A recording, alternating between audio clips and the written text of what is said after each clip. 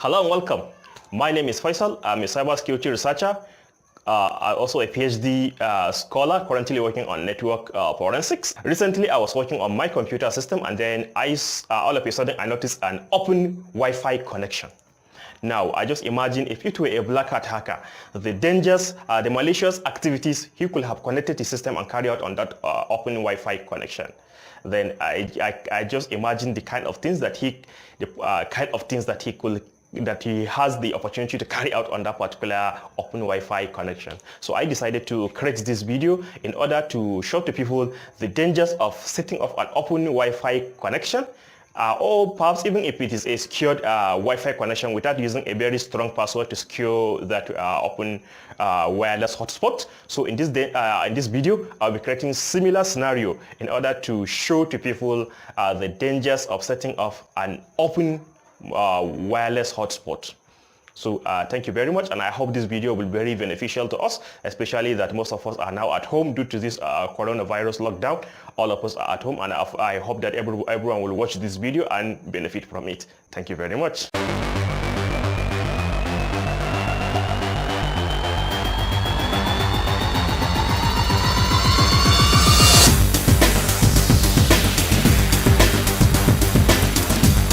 All right, so for the purpose of this experiment, to simulate how a hacker could hack an open Wi-Fi connectivity, I'm going to be making use of a Kali Linux. A Kali Linux, an operating system that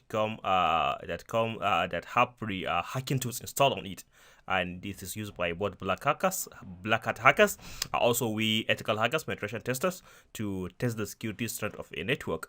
It is used by malicious hackers also to hack into a computer network and perform malicious activities. All right, and also to simulate an Android device. I created I make use of Genymotion Android emulator to emulate. This is an Android device. I make use of Genymotion Android emulator to emulate an Android device. So I'm going to make use of these softwares. I'm going to make use of this Kali Linux to hack into this Android device. So for that, I also created an open Wi-Fi connection. Okay, so it somehow disappears. So we are going to, this is my normal network, and then we are going to connect to that open wireless connection, connect into it, and then just to show that if you set up an open Wi-Fi connection without any password protection, this is the way a hacker will join into that open Wi-Fi connection, connect into it, and hack into your computer, any other device that is connected to that connection, to that network. A hacker can be able to access that device, get into it, and do a variety of things, which we are going to show some of them in this demonstration. All right, so now we have an open Wi-Fi connection, Infinix Hot 8, and this is probably and even from the name we can know that this is perhaps a mobile Wi-Fi hotspot created using this Infinix Hot 8 mobile device. We know that we don't necessarily need a router now to create an wireless network, wireless local area network. Even with our mobile devices using this tethering wireless hotspot, we can create a wireless local area network. So this is an open wireless area network that doesn't need any password. So as a hacker now, I will make use of my computer to connect into this wireless hotspot. So let me connect. Okay, my system is connecting. Okay, you can see we are connected. I have left my own network connection. Now I have connected to this Infinix Hot 8 that doesn't require any password. There's not any password. So now I have connected into it. So it's like people living in the same house, and we have several rooms inside. So once we have people inside a house or several rooms, the person in room A can go to room B, can go to room C, he can enter any room he likes. Since he's in the house, he doesn't need the rooms are open, so he can enter any room he likes. So likewise here, we are in this network. We can we have access to we can access any of the devices that are connected to this network. All right, the first thing that a hacker will actually do after connecting to a new network is to find out the IP address that his computer has been assigned with. there's a service called DHCP, Dynamic Host Configuration Protocol, that issues out addresses to computers that connect to a network. Alright, so we have connected to a new network. Now we don't know the IP address that our computer has been assigned with. So the first thing I'm going to do is now issue this command and know the IP address that my computer has been assigned with. So sudo if config, and then I'll hit enter. Alright, so now I know the address that this my Kali Linux machine has been assigned with, 192.168.43.211. Alright, so I now know the IP address. Alright, actually I'm on a virtual machine, Oracle VM VirtualBox. So and I now alright, yeah. So the next thing that a hacker will actually do is to now make use of a tool called network mapper.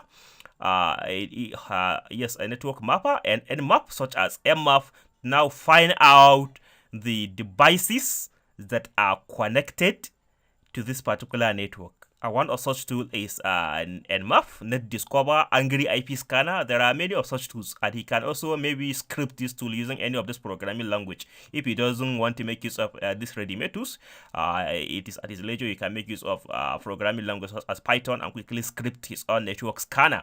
Alright, so also I'm not going to do that. I'm going to make use of the ready-made tools that we have, because we have a very powerful network mapper, a host discovery tool called nmap. So I'm going to make use of that. But since I'm on a virtual machine, I don't want this particular network mapper to scan my network. I'm on a virtual machine. Actually, I'm Windows 8, and then I have this Kali Linux machine hosted on a Windows machine here. So I want to know the IP address that this my particular Windows machine has been assigned, so that I will not scan it. I don't want to scan it. If config, right, so I'm on a Windows machine, not Linux. So if config, the command on Windows terminal is if IP, not if. So if config, and then I will just hit enter, and then I will know the IP address that this my particular machine has been assigned with. So so actually the IP address this particular machine has been assigned with. Alright, what is the name of the network? So let me know Wi-Fi 3. Okay, so Wi-Fi 3, we have it as the IP address is 192.168.43.15. Alright, 192.168.43.15. Alright, so I don't want to scan this my computer. I don't want to scan my Windows machine. So in the process of scanning, I will exclude this particular Windows machine from being scanned by this network mapper. Those 15. Alright, so I know the IP address. Also, this Kali Linux machine, I don't want to scan it, since I already know the IP address of this Kali Linux machine. Alright, so the next thing I'm going to do now, I'm going to run this command. Clear will not clear the terminal, refresh the terminal, and wipe away everything. So I will enter this command nmap. So alright, since I'm not root, I have to make use of this command sudo nmap, then SB.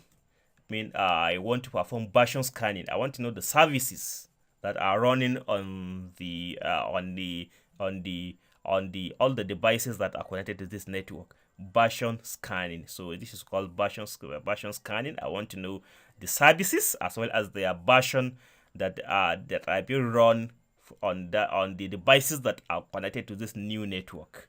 Okay, and then I also want to know the operating system, or the operating system that the devices that are connected to this new network that we connected to, and we want to be able to know the operating system and then the applications that are running on those devices, so that we can be able to know how to hack into those devices. Alright, so sudo nmap, version scanning, operating system, and then alright, and then I'll enter now the network 192.168.43. 0/24. Alright, so this is what we call CIDR notation, classless interdomain routing. Yeah, CIDR notation, classless interdomain routing notation. So this represents the network ID of this particular network that we have connected to, 192.168.43.0, because you know that the IP addresses, this very IP address of this computer is 211. The Windows machine is 15. So that's we call this class C address. So the one that I have wrote here like this represents the network ID of the whole network now that we have connected to. So it is now going to scan all the IP addresses and find out the machines that own those IP addresses, find out the services that are running as well as the version of the services, and then find out the operating system that those devices are also running. All right, but I said that I want to exclude my my Kali Linux machine. Dash exclude. So I want to exclude my Kali Linux machine 192.168.168.43.211 as well as the Windows machine. So the Windows machine is 192.168.168.43.15. I don't want to scan my Windows machine. Okay, let me verify again, make sure I enter the right IP address. If config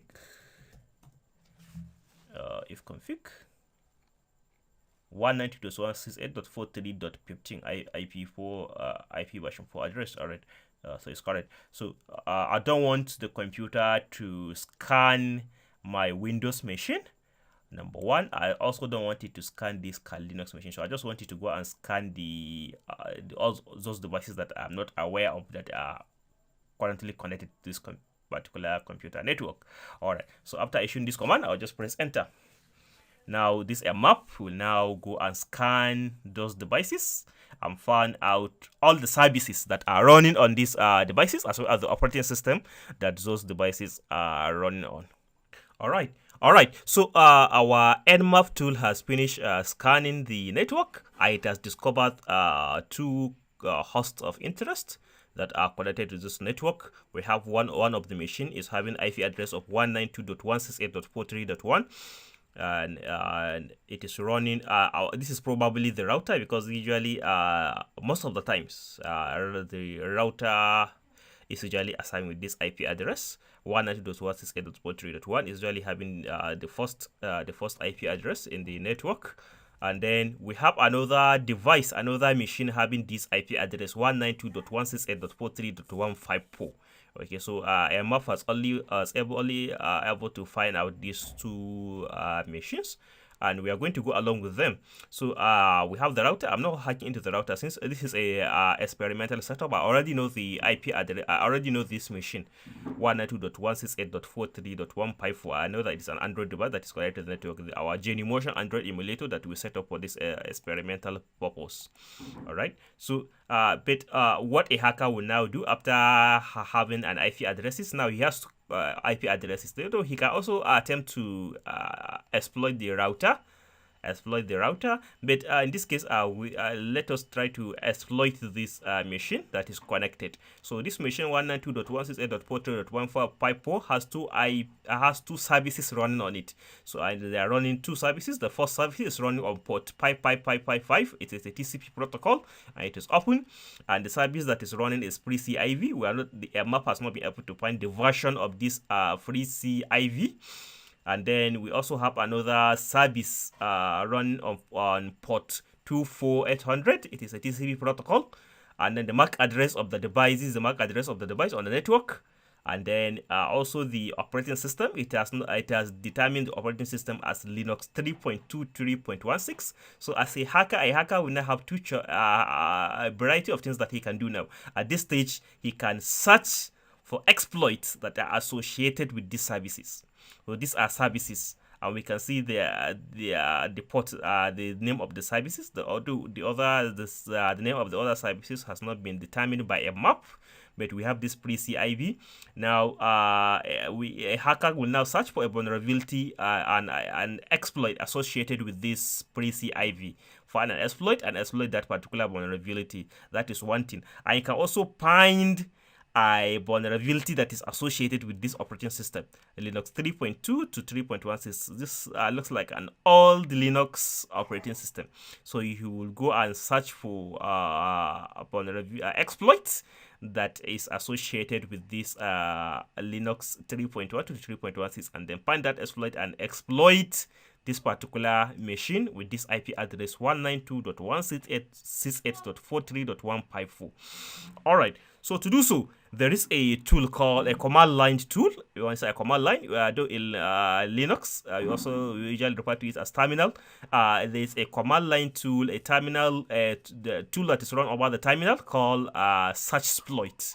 So this searchsploit integrate with the exploit DV, and then find exploit so that we can have an offline copy of the exploit that are available in the exploit DB. Exploit database is a database that contain exploit for several operating system and services. So this using this search exploit, we can be able to know even if we are not having internet access, we can be able to know, we can be able to determine exploits that are associated with these services, with this service pre-CIV, and then find the exploit and then exploit this this machine, and then have access to the machine, and we can from there we can do anything that we want to do. All right, so the first thing that I'm going to do, let me update this. It's usually a good practice to update it, the search exploit. So I'm going to, let me clear the terminal. Okay, so the IP address of the machine is 192.168.43.154. All right, so let me clear the terminal. Then I will just enter the command sudo searchsploit -u. Here I enter sudo because in Linux operating system there are we have what we call a root user.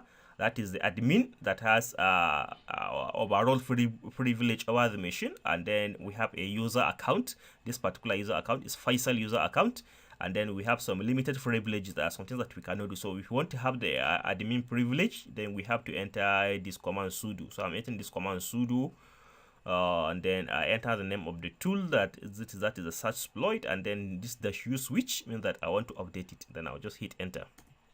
All right, it's requiring me to enter my password. I'll enter my password. All right, so I've entered my password, and then it will now go ahead and update. So I will just pause the video after it has finished updating, then I will resume and continue. All right, so search exploit has finished updating. Now the next thing is actually to make use of this search exploit to find exploit associated with the services that we have discovered on that particular machine of interest that we want to hack into. So to do so, I'll just enter the command search exploit, and then I'll enter the name of the service that I want to find exploit associated with. So let me enter sudo so that I won't have any issue. Sudo search exploit, then pre-CIV. All right, then I'll hit enter. All right, so I have search exploit has searched the exploit the offline copy of the exploit DB, and it has found this exploit associated with this particular service pre-CIV. Okay, so these are some of the exploits that we can try to see, make use of them to try to compromise that particular device that we have found with IP address 192.168.1.168.1.43.154. All right, so but I'm not going to make use of this, but you can attempt this and then try to see whether we'll successfully hack into that particular device. All right, and then the next thing, another thing we can also make use of to find whether we could find exploit associated with the Linux with the operating system version that a map has found that particular device is using. So we can make use of sudo search exploit. All right, so let me make use of the terminal configuration since I have it. All right, so then I will just sudo search exploit and the name Linux kernel 3.x. So let me see. All right, these are some of the exploit associated with that particular Linux version that the machine that particular machine of interest that we want to hack into that we is having. So we can try any of this exploit and see whether we'll be able to compromise that particular machine with that IP address 192.168.43.154. So still, I'm not interested in using any of this exploit. So next, let us try to connect using ADB to see whether that particular device is an under normal circumstances, if we don't know what part that, because the the map scan didn't tell us specifically whether it is an Android device, whether it is a Linux. Though we know that Android operating system use Linux, is based on Linux. We don't know that, but we know that it is not a Windows operating system. We know that it is not also a Mac. It's not using iOS. It's not using iOS operating system that is used by Macintosh computer. We know that it's not a Mac operating system, rather. So we know that it's not a Windows, so it is a Linux. But is it a pure Linux, or it is an Android? Because we know Android operating system is based on Linux. So we can attempt all those exploit, either the operating system exploit or the pre-CIV exploit. Okay. Also, that unknown service, we can make use of we can make use of such exploit to find exploit associated with that port number of that unknown service, and then we'll be able to find exploit that we can try to hack into that particular device. But since this is just this is a simulation, this is not a real life scenario. So for you to also know that hacking is not something that is done straight away, because hackers will take a lot of time experimenting, try that until they are able to hack into a device. But in this case, this is just a experimental scenario. I already know that this is an Android device that I'm trying to hack into. So since I know it is an Android device, I'll try to make use of the Android debug bridge to try to connect my Kali Linux attacking machine to that Android device. And Android debug bridge is just a feature used on Android devices to enable USB debugging. Usually is used by Android developers that are developing Android application. So they develop Android application on their computer system, and they now deploy that Android application to the mobile device to test it, to debug it, and see how it works. So just like that. And now this feature is now used by hackers to try to hack into a Android device that is connected on the same Wi-Fi connection, on the same network as their computer device. So the next thing is ADB connect 192.168.43.154 connect. So we have successfully connected to that particular Android device. We have successfully connected to it. Alright, so the next command is ADB shell not AVD. ADB, Android debug bridge shell. Okay, so now this will give me access to all the directories that are on that Android device. So like just type ls, and I can run Linux commands and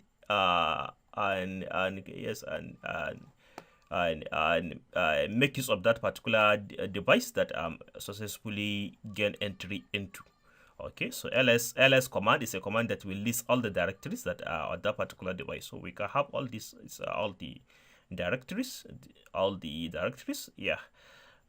In Windows environment, we refer to them as folder. So directories that are installed on that particular Android device.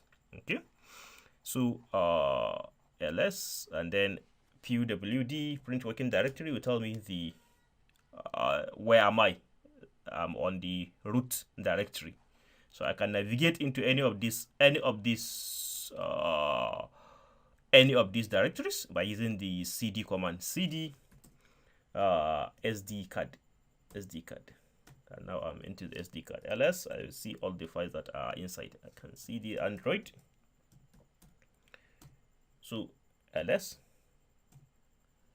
So we can see that as so long as your Android device is connected to a Wi-Fi network with the same Wi-Fi network. So let's say you are in anywhere in an you just see maybe a public Wi-Fi, and then you make use of your mobile device and connect to that Wi-Fi hotspot, and you enable USB debugging, because this ADB is when you enable USB debugging on your Android device, on your phone. So on your Android device, if you enable USB debugging, so a hacker, you'll say a hacker is also connected to that particular network. He can be able to make use of this.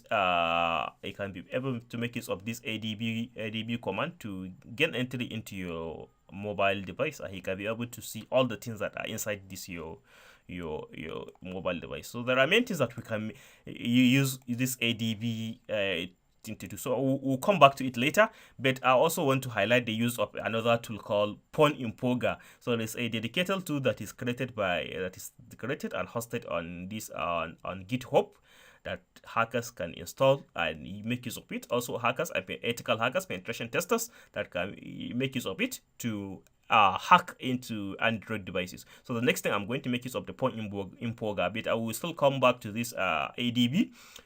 We still come back to this ADB feature again to see how we can create a payload and then deploy that payload on that Android device, and then we can be, so that even when the user of this mobile device has disconnected from this network, even if he leave this particular place, he leaves the network, we can be able to a hacker can be able to hack into that device remotely over the internet. So we are going to see how to do that as well. So for this I'm going to exit.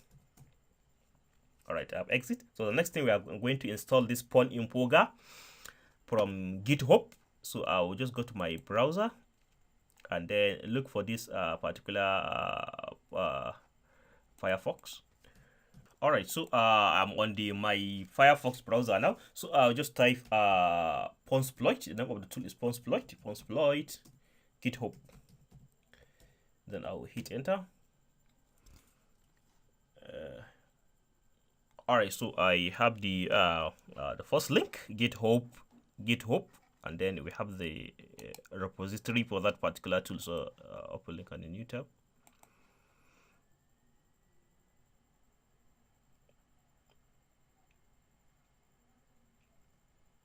All right, so we have it here. So Ponsploit. All right, so I have it here. So if I want to install it on my computer system, so all I need to do is just come here. I'll just this clone or download. I'll just click on this arrow, and then I'll copy the URL. All right, I'll just copy it. Copy. Okay, so on the Linux, there is since this is a third party tool, it's not a tool that can pre-install with the Kali Linux. So there is a directory that is ideal for installing these third-party softwares, and that directory is called OPT directory. So I will just navigate into that directory, OPT, and then now I'm into the directory. Now I can download, clone it into that directory, and then install it. So all I need to do is just to enter this command, sudo git clone, and then I will enter the name. I will now paste the URL, and then I'll hit enter. This is another empty directory. Okay, so I already have it, so that is why it's showing me that it's not empty. So I already have it. Ponsploit. Okay, so I already have it. This is it, Ponsploit. So it won't install again since I already have it. All right, so let me clear the terminal. So the next thing is just to install it and then make use of it.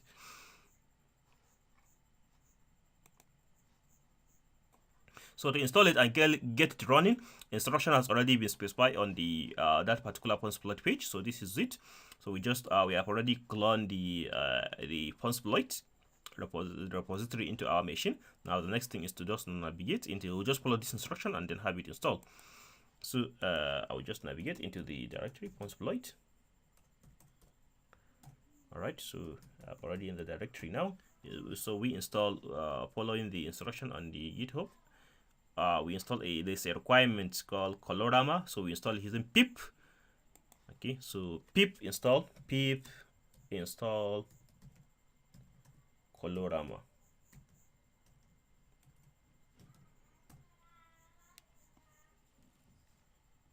So this is what we call a dependency. So this particular tool depend on this use this colorama.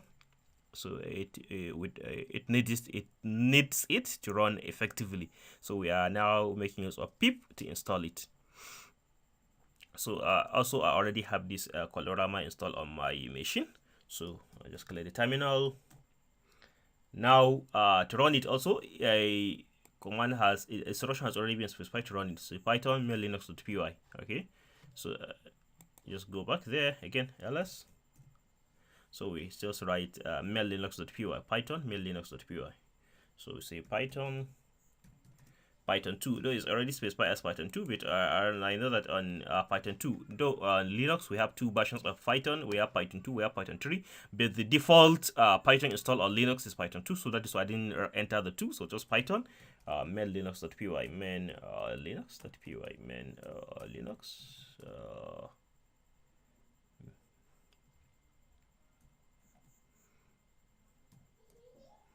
.py. Okay, so let me enter sudo so that we have any permission issues. Sudo python main linux.py. All right, is the adb by command? Yes, I already have adb.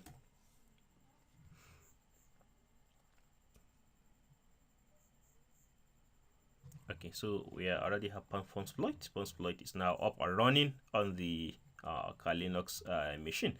So I can enter any of these command now to connect it to the Android device, and then make use of any of these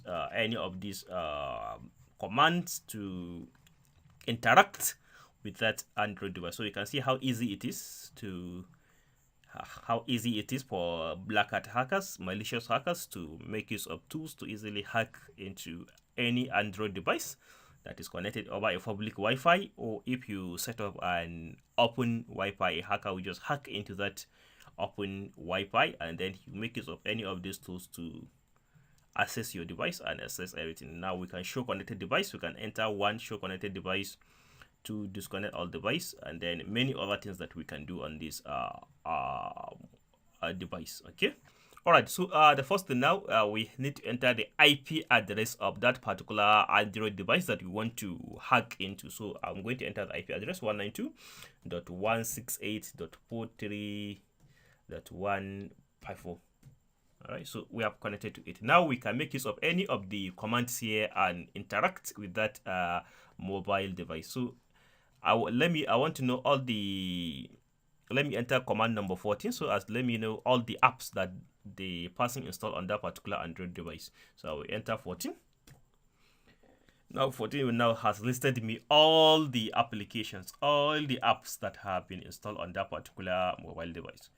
So if this is the way a black hat hacker will be able to know all the applications that you have installed on your Android device.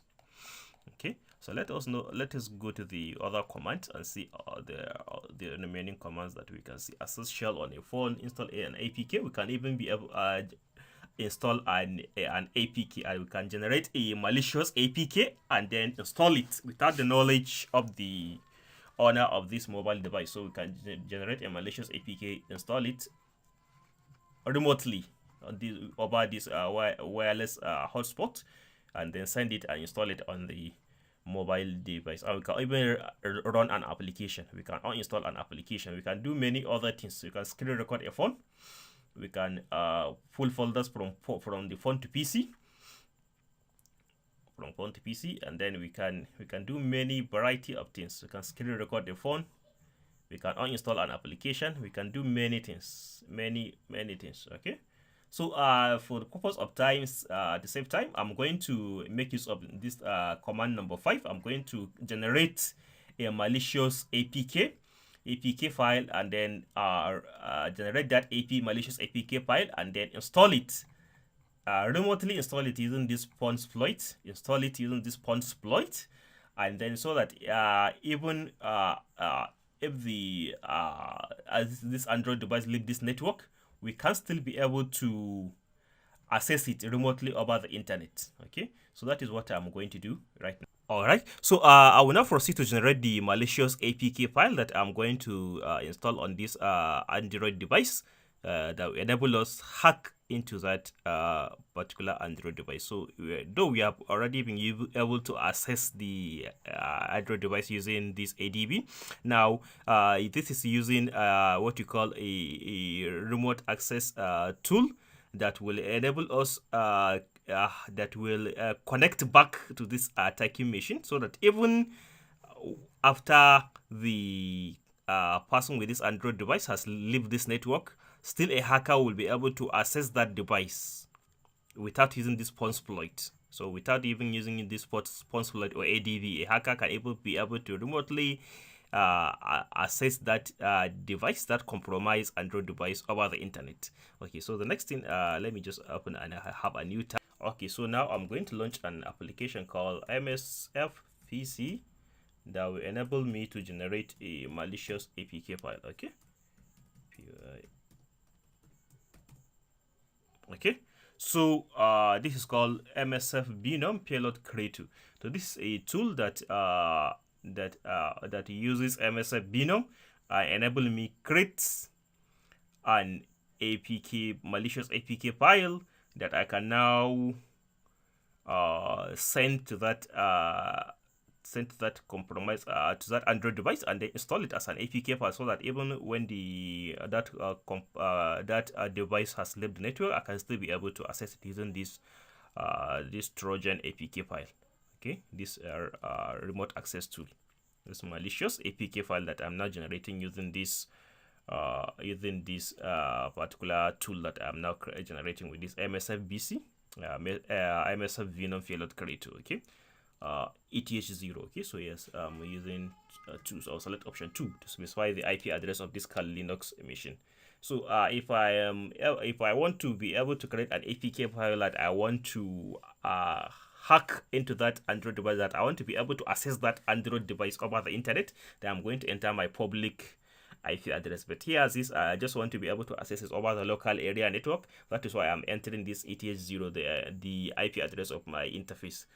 The local address, the local area network IP address, private IP address. Okay, so I'm going to enter the one. But if a hacker wants to be able to access it over the public Wi-Fi, then he's going to make use of the public IP address. So I'm going to enter the local IP address 192.168.43.211. Okay, so the MSF PC has generated the APK file for us, has finished generating the APK file for us, but we are not going to deploy this malicious APK file straight away.